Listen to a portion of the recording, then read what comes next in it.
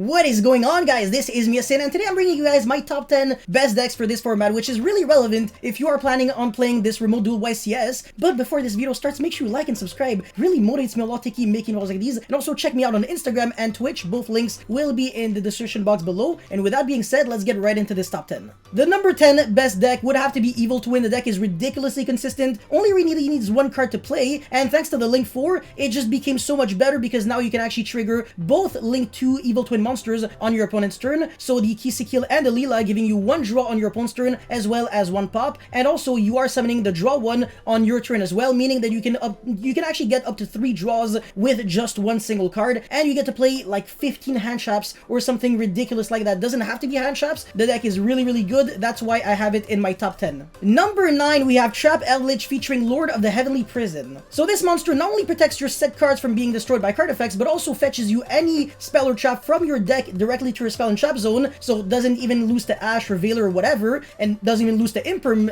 either, because it doesn't actually activate on the field. It resolves 100% in the hand, so even under skill drain this works perfectly fine. But this card seriously helped trap decks a lot, and we can actually see more trap decks probably having success with this card in the future. Unfortunately, Eldritch still loses to Evenly Match, and it doesn't have that many super great matchups, so because of that, it's only number 9. Number 8, we actually have FLINDERIES. Now this deck is extremely good when it works, but when it doesn't work, it's actually kind of bad, because you really need Robina in order to play, or you need Eaglin plus anything that allows you to get an extra normal summon so you can tribute summon. Basically, the second you tribute summon, your deck is tier 1. But if you can't, your deck is not that great, because you can't really incorporate any other engines very well in FLINDERIES, since you can't really special summon the turn use any FLINDERIES effects, meaning that it is very limited in what it can do, since it doesn't always play through hand traps. Going second can be an issue for FLINDERIES, and that's the reason why for now, without the quick play spell card, it's only number 8, but with the new quick play spell card, the deck is seriously going to be much better in the future. Number 7 is Dragon Link, a deck that simply does not want to give up, regardless of how many cards we hit from the deck. Seal and Savage still exist. I mean, you can still do so many things that the deck could do before. You can play Rivalry of Warlords even in the main deck. You can play multiple trap cards. Some people even played Solemn Strike and Solemn Judgment in the main deck, and you can obviously fit a lot of hand traps because the deck doesn't really need full hands to be able to play. Maybe 2-3 cards sometimes can actually play pretty well with Dragon Link because you can actually search a lot and you can draw a lot. I want to say for the number 6 spot, I'd probably put Phantom Knight because it really abuses Destiny Hero Destroy Phoenix Enforcer in order to pop your own artifact scythe. You could say a lot of decks can do that, but Phantom Knight is interesting because it has so many graveyard effects, it has so much recursion. Of course, after your turn 1, you're not just relying on the board that's already there because you have a full graveyard, which reminds me a lot of Orchest. I want to say Phantom Knight is probably the most modern, better version of Orchest maybe. If the Orchest cards were also there, people would probably be playing Orchest Phantom Knight as a deck altogether, just like they did splash kind of Rusty cards in the Orchest deck, so they could actually link up into Rusty and get some free Fog Blades. But now people would be playing way more aggressively, so instead of Fog Blade, they would be making like Dragoon or Phoenix Enforcer with multiple other negates, so this is why Phantom Knight has to be number 6. Unfortunately though, it does lose to other silver bullet cards such as Artifact Lancia and Shadow Imprisoning Mirror, which is actually gaining in popularity in people's side decks. Alright, this is where the fun begins.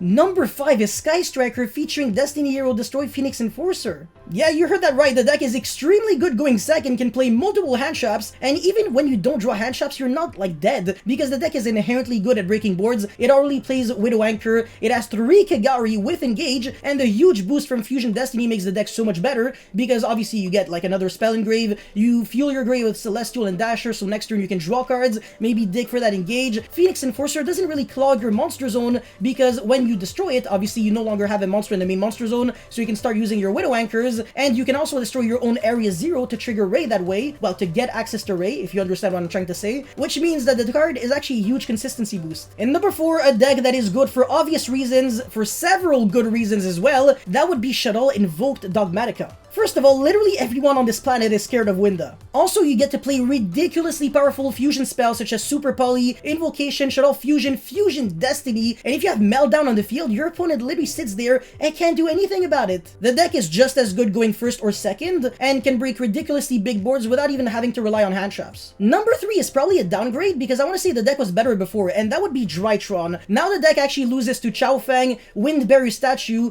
a lot of cards that are actually played in the format right now by Tenyi Sword Soul and Literalist Travergate, and if you don't draw your Dark Ruler, Forbidden Drop, or whatever, you're going to be in a pretty bad mood. But obviously when you go uninterrupted, the deck is arguably the best deck in the game because it makes so many negates with Herald of Perfection that nobody can really deal with it, and the Beatrice can send Imperial Order, which you would recycle back with Mecha Phantom Beast Auradon, which is pretty easy to make. All you really need is just 2 monsters and a Drytron. You make Barricade Board Blocker, then use Barricade and your Drytron, make Auradon, summon 3 tokens, tribute 3 tokens, recycle back Imperial Order. Beatrice is still on the field. Next turn, you Foolish for Ava, you search 2 Light Fairy, and your Herald of Perfection can negate 2 cards. Alright, I'm gonna give the second position to Literalist Travergate because it can special summon so many times and doesn't even rely on the normal summon that much. So it plays really well through hand traps, can make gigantic boards, and it's just really insane post game 1 thanks to Harpy's Featherstorm. The end board is also pretty much unbreakable because you can end on either the Windbearer Statue or Apex Avion plus the Ancient Warrior Link 2. Literalist can send Blue Robin and the Travergate Oath in the graveyard if you are playing that. And last but definitely not least, I want to say Tenyi Sword Soul definitely has it because it's super consistent, can play multiple hand traps and can play through multiple hand traps as well, can break boards with the Tenyis. Like Vishuda is so insane. Ashuna also gets you a lot of value